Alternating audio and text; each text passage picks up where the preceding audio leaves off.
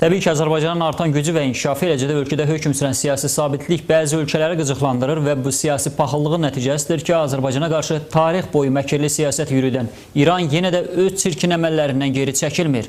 Əksinə, bu regionda terror küləyi əsdirməkdə qərarlı görünür. Bunu həm də batmaqda olan Molla rejiminin çırpıntıları kimi də qəbul etmək olar. Bismillahirrahmanirrahim. Böyük Allahın adı ilə.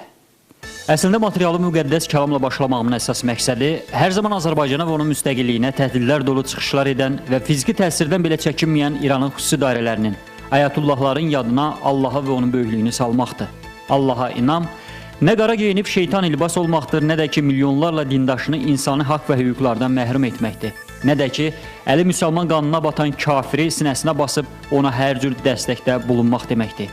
Xüsusilə son günlər Molla rejiminin artan aqressiyası sanki Allahın qəzəbinə gəlmiş və yolunu azmış bir kimsənin çırpınışlarına daha çox bənzəyir.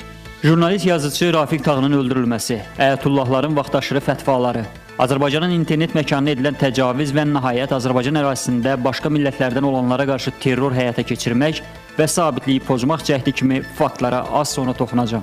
Hələlik isə bu dövrədək İran tərəfindən Azərbaycan türkünün başına gətirilənləri ayatullahların və mollaların nəzərinə çatdırmaq daha yaxşı olardı. Bəlkə bundan sonra böyük olan Allah onların da yadına düşdü. Əvvəl Azərbaycan adlı məmləkətin 200 ildir ki, acı çəkməsinə bais olan 1818 və 28-ci illərdəki Gülüstan və Türkmənçay müqavilələri özünü Azərbaycan türkü sayan hər bir fərdin qan yaddaşında silinməz izlər buraxıb. Yenə də qanı və canı hesabına 20-ci əsrdə 3 dəfə Cənubi Azərbaycanda baş verən inqilabların vəhşicəsinə yatırılması və nəhayət 20-ci əsrin sonunda şimalda Azərbaycanın yarısı olan müstəqil Azərbaycanın yaranması İranın yuxusunu ərşəyə çəkən əsas hadisə oldu. Bu paxıl qonşu siyasətidir, yoxsa öz varlığına hər zaman şübhə və inamsız yanaşan molla siyasəti, hər halda 35 milyonluq Azərbaycanlı reallığı qılınc kimi İranın başı üzərindən asıldığını molla rejimi açıq-aydın hiss edir. Xəzəri Mazandaran gözündə görən xəbis siyasətin nəticəsidir ki, Azərbaycana qarşı hələ müstəqillik dövrünün ilk illərində bu dövlətdən təhdidlər gəlməyə başladı. 1992-ci ildə Azərbaycanda İslam inqilabına cəhd, yenə 1992-ci ildə Qarabağ uğrunda gedən döyüşlərə vasitəçilik həmləsi və Tehran görüşündən bir neçə gün sonra Şuşanın və Laçının işğalı. Bu problemi bölgə dövlətləri özləri həll etməlidir deyən Molla rejimi dövlət olaraq özünə belə hörmət edib İrəvanın etibardan sui-istifadə siyasətinə təsir etmədi. 1994-cü ildə əsrin müqaviləsi imzalanan vaxt hər cəhdlə bu proses pozulmağa çalışıldı. Xəzərdə Azərbaycana məxsus gəminin saxlanması və ardından Azərbaycanın hava sərhədlərinin mütəmadi olaraq pozulması halları, yalnız Türk ulduzlarının Bakı səmasında nümunəvi uçuşu və Ankaranın sərt mesajlarından sonra təhdidlər dayandırıldı. Xəzərin hüquqi status məsələsində Azərbaycanın marağına zidd siyasət yürütməsi, 2009-cu ilin aprelində BMT-nin baş məclisində Azərbaycanın işğal olunmuş ərazilərinə dair məsələ müzakirə olunarkən İran yenə də erməniləri qırmamaq üçün bir tərəf qaldı. Bir faktda xatırladım ki, Azərbaycanı İsraillə əlaqələrə görə təhdid edən Molla rejimi görəsən bilirmi ki, 1992-ci ildə BMT Təhlükəsizlik Şurasında 822 saylı qətnamə qəbul olunarkən Təhlükəsizlik Şurasının sədri İsrail idi. Və erməni işğalına qarşı bu qətnamənin qəbulunda İsrail xüsusi pay sahibi idi. Hansı ki, həmin vaxt İranın vasitəçiliyi ilə Şuşa və Laçın işğal olundu. Və ən son olaraq İran prezidenti Əhməd-Necad İrəvanda ermənilər bizim qan qardaşımızdır, biz qohum millətik bəyanatı səsləndirəndə İslami həmrəylik və İslami dəyərlər harada qaldı? Məyər kafiri, əli müsəlman qanına batmış birisinə yardım etmək həqiqətən müqəddəs kitabımızda məqbul buyurulub? Molla rejiminin bu siyasətinin nəticəsidir ki, Ermənistanda prezidentlər hər çıxışında İranla olan 45 kilometrlik sərhəddi həyat yolu adlandırır. Bu faktları uzatmaq da olar. Hər halda olanlar böyük Allahın diqqət və nəzərindən kənarda deyil. Bir sözlə, dindən və onun müqəddəs dəyərlərindən uzaq düşən mollalar nəyin hesabına olur olsun Azərbaycan adlı dövləti sarsıtmaqda maraqlıdır. İran Anti-Azərbaycan fəaliyyəti göstərən çoxsaylı informasiya resurslarına malikdir. Onların bir qismi İslam ideyalarının təbliği və dini maarifləndirmə adı altında İranın dini ideologiyasını və radikal dini ideyaları yayır. Digər qismi Azərbaycan həqiqətlərini təhrif etmək, Azərbaycanda gedən prosesləri qara rəngdə göstərmək, cəmiyyətdə ziddiyyətlər, qarşıdurma yaratmaq istiqamətində əməli fəaliyyət göstərir. Son terror cəhdi göstərdi ki, İran Azərbaycanla bağlı siyasətində informasiya təxribatından əməli təxribata keçib. Belə ki, Bakıda ictimai xadimin xidməti fəaliyyətinə son qoymaq məqsədi ilə onun həyatına sui-qəsd etməyə, yəni terror aktına hazırlıqda, qanunsuz olaraq küllü miqdarda odlu silah, döyüş sursatı, partlayıcı maddələrin, qurğuların əldə edilməsində və digər cinayətlərdə təqsirli bilinən bir qrup şəxs Milli Təhlükəsizlik Nazirliyinin həyata keçirdiyi əməliyyat axtarış tədbirləri nəticəsində ifşa olunaraq yaxalandı. Azərbaycan vətəndaşları Əliyev Rasim Fərailoğlu, Hüseynov Əli Həmzoğlu, habelə əvvəllər banditizm, adam oğurluğu, quldurluq kimi xüsusi ağır cinayətlər törətdiyinə görə barəsində axtarış elan edilmiş, hazırda İranın Ərdəbil şəhərində yaşayan Dadaşov balaqardaş Əli Səfoğlu İranın xüsusi xidmət orqanları ilə cinayət əlaqəsinə girərək Bakıda fəaliyyət göstərən xarici ölkə vətəndaşları olan ictimai xadimlərin həyatına sui-qəsd, yəni terror akt etməyə hazırlıq işləri aparıb. Bu məqsədlə qanunsuz olaraq odlu silah, döyüş sursatı, partlayıcı maddələr və qurğular əldə edilərək İrandan Azərbaycana gətirilib. Məni burada İranın Milli Təhlükəsizlik Nazirliyi saxlayır da məni. Deyirlər ki, bəs bu işi sən görməlisən, gördüyümə görə bunun müqabilində sənə vətəndaşlıq da verəcəyik. Mənə bir etibarlı adam lazımdır. Bəs tapa bilərsən, dedim, nə işdir? Dedi ki, Azərbaycanda bir məktəbdə müəllim var, Yahudi millətdə vətəndaşıdır, İsrail vətəndaşıdır, bəs onu vurmaya lazım. Dedi, bəs bir dənə iş var, bilmirəm, görə bilərsən, yox. Dedim, nə işdir? Dedi, bir dənə Yahudi var, onu vurmaq lazım. Eləyə bilərsən, vurmaq yəni öldürmək də. Yaralamaq azad yox, hələ dili ilə dedi ki, yaralamaq azad yox, vurub öldürmək lazım. Bir müddətdən sonra təzədən getdim mən İrana. Getdim, yenə balaqardaşla evində görüşdüm. Dedim, bəs bir adam tapmışam, belə bir adamdır. Bəs çəkir boynuna deyir, mən elərəm. Bəs pul 200 min istədi. İranın xüsusi dairələrinin bir məqsədi var. Nəyin hesabına olur olsun, siyasi sabitlik pozulmalıdır. İran bizim qonşumuzdur. Mən çox təəssüf edirəm ki, bizim daxili işlərimizə qarışmaq cəhdlər olur. O pislənməlidir. Hər bir cinayətkar da şübhəsiz cəzasını almalıdır. Və İran hakimiyyətindən də bu haqda cavab tələb olunmalıdır. Terror vasitəsilə Azərbaycanda xaos yaratsınlar, Azərbaycan dövlətini zəif göstərsinlər, Azərbaycana xaricin diqqətini azaltsınlar. Onu terror da o məqsədlə planlaşdırdılar ki, və xüsusilə nəzərə alsaq ki, terrorun obyekti kimi nəzərdə tutulmuşdur xarici dövlətin təmsilçisi olan ictimai xadim, yəni bu biraz da belə deyək də, yəni daha çox hay-küy yaradacaqdır. Azərbaycan Cumhuriyyəti var olan gündən bu rejim Azərbaycan Cumhuriyyəti dövlətinin var olmasını istəmir görürsün. Və açıqcasına da bu, siz əgər Fars saytlarını, Fars qəzetlərini oxusuz, hər həftə, hətta bu ataklardan qabaq, bu həkərlərin işindən qabaqda görürdünüz ki, onların yarım rəsmi qəzetlərində və saytlarında açıqcasına Azərbaycana qarşı yazılırdı. Son proseslər də onu göstərir ki, jurnalist Rafiq Tağırın qətlinin arxasında da İranın xüsusi xidmət orqanları durur. Ayətullah Lənkəraninin fətvası, qətldən sonra onun oğlu Fazil Lənkəraninin fətvaya bəraət qazandıran fikirləri burada İran izinin olduğunu açıq göstərir. Digər tərəfdən məlumdur ki, İranın dini liderlərinin hər hansı şəxsə qarşı fətvasından sonra bu ölkənin xüsusi xidmət orqanları konkret fəaliyyətə keçir.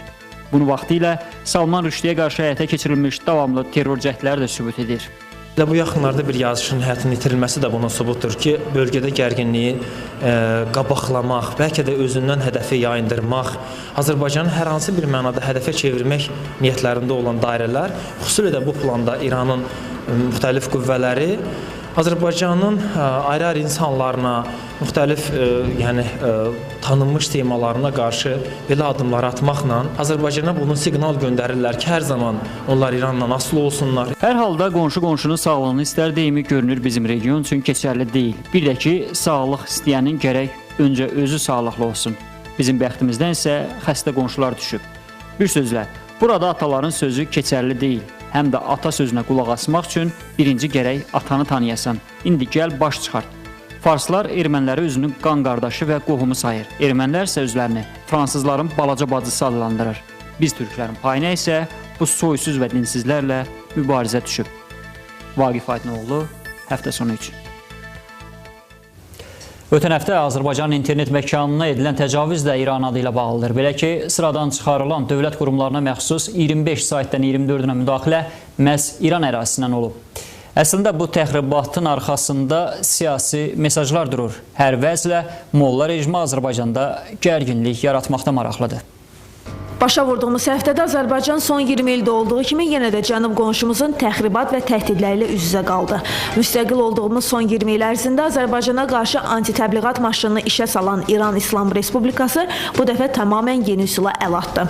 İran Azərbaycanın bir sıra qurumlarının, o cümlədən ölkənin güc strukturunun internet səhifəsinə hücum etməklə Azərbaycana növbəti siqnal göndərdi. Bu müdaxilələr 24-ü İran İslam Respublikasının ərazisindən, biri isə Niderlanddan daxil olmuşdur.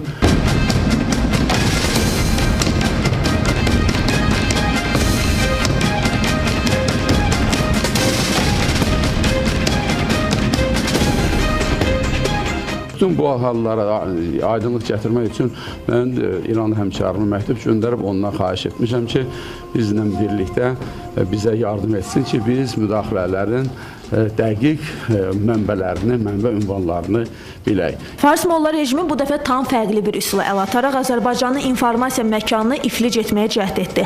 Müəyyən mənada buna nail olduğunu da deyə bilərik. Çünki ölkənin aparıcı dövlət saytlarına Rabitə və İnformasiya Texnologiyaları Nazirliyi, Təhsil Nazirliyi, Daxili İşlər Nazirliyi, Konstitusiya Məhkəməsi, Yeni Azərbaycan Partiyası, Xüsusi Dövlət Mühafizə Xidmətinin Xüsusi Rabitə və İnformasiya Təhlükəsizliyi Departamenti, Prezident yanında QHT Şurası, Azərbaycan Dövlət Teleqraf Agentliyi, Trend İnformasiya Agentliyi, Abşeron İcra Hakimiyyətinin internet səhifələrinə giriş bir neçə saatlıq mümkün olmadı.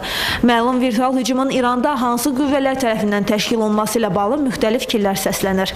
Məsələyə münasibəti İranın Azərbaycandakı səfirliyinin mətbuat xidmətinin rəhbəri Abbas İskəndəri bildirir. Azərbaycanın dövlət və ictimai strukturlarının saytlarına hacker hücumlarının İran dövləti ilə heç bir əlaqəsi yoxdur. Bu cür məlumat Azərbaycan və İran münasibətlərinə zərər verir. Hər dəfə olduğu kimi bu dəfə də Molla rejiminin pərdəsi arxasında gizlənən səfirlik rəsmisi ölkəsinə haqq qazandırmaq üçün bütün şübhələri dövlətin üzərindən kənara çəkməyə çalışdı. Əlbəttə, bu təkcə hansı hakerlərin adi oyun həvəsi deyildi. Belə olmasaydı, ABŞ-ın Sematik şirkəti ölkəmizdə haker hücumlarının araşdırılmasına öz qlobal strukturlarını cəlb etməzdi. Üstəlik dağıdılan saytlarda Azərbaycanın ünvanına yazılan təhqiramiz sözlər və İsrail bayrağının orada qoyulması. Bu aslında Azərbaycana qarşı elan olunan bir müharibədir. Kiber müharibədir bunun adı. Bunu açıqcasına Tehran rejiminin başında oturan Ayətullah Xameneyi və onların cümə namazlarında və tanınmış siyasətçilər deyirdilər, biz sayberi savaşına giririk, yəni internet savaşına. Görünür ki, Azərbaycana qarşı təəssüf ki, qonşu çox da dözümlü deyil və kifayət qədər Azərbaycanın içərisində baş verən hadisələrdə bir nevi iştirakçı olmaq istəyir, mənfi hadisələrdə. İstənilən halda bu bir gərginlik yaradır.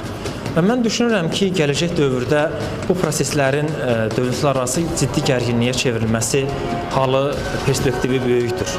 Hakerlərin motivləri üç cür ola bilər. Birincisi, hakerlər öz reytinqlərini artırmaq üçün, daha güclü olduqlarını sübut etdirmək üçün sadəcə saytları dağıdırlar. İkinci, banka hesabları, bank nömrələrinin əldə olunması və oğurlanması. Üçüncüsü və ən genişi, siyasi motivlərə görə hakingdir. Buna virtual müharibə deyilir. İş o yerə çatdı ki, artıq yerli hakerlər və proqramçılar da qarşı tərəfin hərəkətinə bir cavab verdi. Özlərini Piraskru adlandıran haker qrupları İranın dövlət qurumlarının saytlarında Azərbaycanın bayrağı və 20 yanvarı unutmadığı sözləri yerləşdirildi. Biz heç kimlə müharibəyə girməmişik və girmirik də. Vurulan zərbəyə cavab verdik. Dövlətimizə, dinimizə, bayrağımıza, Azərbaycan millətinə qarşı olanlarla mübarizədəyik hər zaman.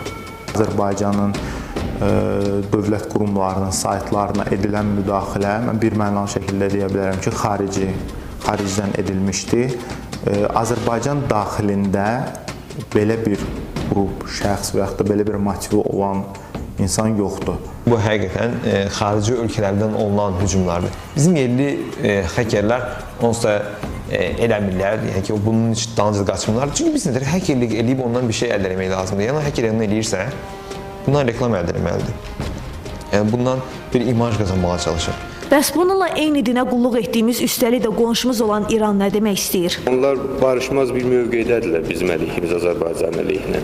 Biz bundan qorxmamalıyıq da, çəkinməməliyik də. Sadəcə hazırlı olmalıyıq. Çünki düşmən bəllidir, onun ideologiyası bəllidir. Azərbaycan davamlı olaraq İrana bir çox məsələlərdə həmişə güzəştə gedib və mümkün qədər beynəlxalq miqyasda İranın hörməti olmamasına baxmayaraq Azərbaycan bir qonşuluq baxımından çalışır ki, bu səviyyəni qorursun. Amma İran tərəfi gedərək bunu əgər sərtləşdirirsə, təbii ki, Azərbaycan bu aspektdə, bu coğrafiyada tək deyil və İrana qarşı istənilən Azərbaycanın müttəfiqi Azərbaycanı dəstəkləyə bilər. Zərbə həm də kiberhücumla gəldi. 25 saytın dağıdılması başqa bir məsələni, informasiya müharibəsi və informasiya təhlükəsizliyi məsələsini aktuallaşdırdı. Gələcəkdə hacker hücumları ilə qarşılaşmamaq üçün Rabitə və İnformasiya Texnologiyaları Nazirliyi kompleks tədbirlər görməyə hazırlaşır. Elektron hökumət layihəsi çərçivəsində dövlət saytlarının yaradılmasına tamamilə audit edəcək və onlara yenidən yeni baxış, hətta bəlkə əgər mümkünsə dövlət veb saytlarının yaradılmasında, məsuliyyətli veb saytlarının yaradılması üçün müəyyən sertifikatların da tətbiq olunması haqqında biz fikirləşəcəyik. Qeyd edək ki, kibercinayətkarlığa qarşı mübarizəyə dair 2001-ci ilin noyabrın 23-də Avropa Konvensiyası qəbul olunub. Avropa Şurası üzv olan ölkələrin hamısı, eləcə də Azərbaycan 2009-cu ilin 30 sentyabrı tarixində bu konvensiyanı ratifikasiya edib. Kibercinayətkarlığa qarşı beynəlxalq konvensiyanın şərtlərinə əsasən hər hansı bir dövlətin ərazisində digər dövlətə qarşı cinayət işlənərsə, o zaman həmin dövlət birbaşa məsuliyyət daşıyır. Aytən Tağıyeva, həftə sonu üçün.